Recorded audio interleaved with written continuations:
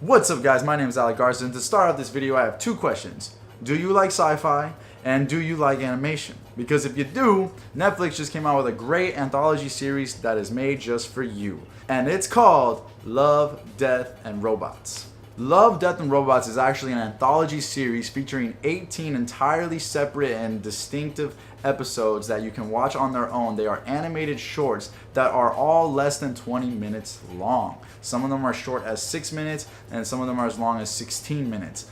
But they are all their own stories and you can enjoy them separately from the others, and you can just pick them up whenever you feel like it. But they all have science fiction in them and they all have great animation. Like every single episode was beautiful. I enjoyed mostly every single episode. There are a few that I could have done without. They're not that great compared to other episodes because those episodes that I'm comparing them to are so great that these just don't hold their weight against the top of the series. But before you go and start the show, I wanted to just break down what kind of science fiction this is. It's varied. Sometimes you have really basic science fiction, just fun action, and then sometimes you have really deep philosophical questions being asked in the short. So no matter what your taste is, if you like werewolves or if you like existential science fiction or if you like just bombastic explosions or just great CGI or visuals that you've never seen before, then this show has it. It has a lot of good stuff for all types of people. But most episodes are rated R,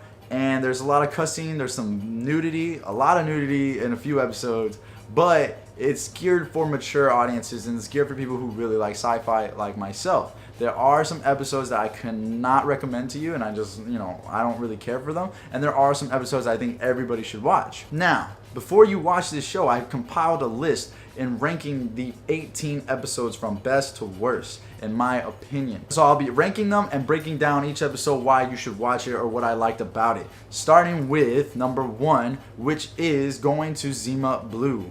Now, without spoiling Zima Blue, it is my favorite episode because of the art style and because what the episode is trying to say. It's one of the most heavy philosophical episodes in the series, and the animation is really great. It's like cartoon, drawn, animated. I don't even know how to really describe it. It's just really cool and very tranquil. The blue that is shown in the actual episode is a beautiful shade of blue and it helps you relax. And it begs the question, why are we really here and what really matters to us? What will fulfill us? Is it chasing a big dream or is it just doing what we can with the hands we have in front of us? So tell me what you think about Zima Blue because I really enjoyed it. My second favorite is Sunny's Edge. That one is the first episode and it is awesome. Excuse my language, but like it's freaking dope. Like there's a dope ass monster fight scene in it that I just loved all the way. I wanted to watch it again and again. I wish they made a whole series of that because the CGI looks great and the action sequence was awesome and it's really great, and I think they did a great job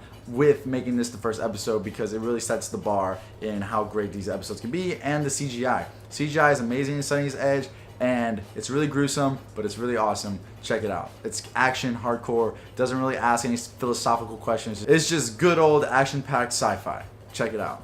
Number 3 goes to Beyond the Aquila Rift. It's probably the most realistic animation I've ever seen with CGI in anything ever. Like, it's just incredible. I really thought these were real actors performing what was going on screen, but really it's all just computer graphics imagery.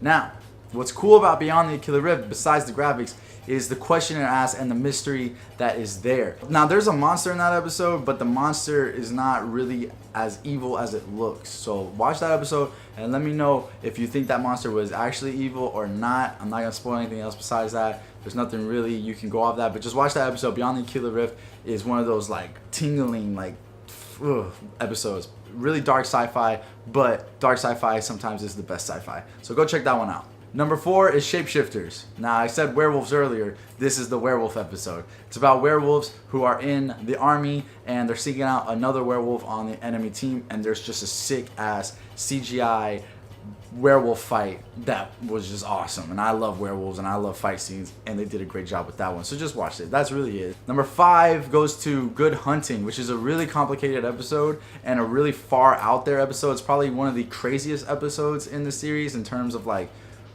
going from 0 to 100 like real quick. It changes up a lot. There are some nude scenes in there and some graphic scenes and some tough scenes, But it's a great story, and I actually really enjoyed it. I can't even tell you what the episode's about because there's just so much to it. But just check it out. It's got great hand-drawn art, and it's just really cool. A little bit far out there in terms of what happens, and it's a little tough to stomach. But I think it was a great episode. Number 6 goes to Lucky 13, which again has beautiful CGI, and it's about a ship that has lost 2 of its crew in the past, but this one lady believes that this ship is okay, there's nothing wrong with it, and the ship kind of responds to that. This episode made me feel for the ship, like an inanimate object, and that's what I love about it, that like we can put more feelings and connections into things if we put our heart into it, you know? Some things don't have to be so boring. Anything could be magical if we really treat it like it is, or if we look at it like it is, or we love it in a way that we think it is magical. And it will reciprocate that energy. It's kind of like a placebo effect. I don't know.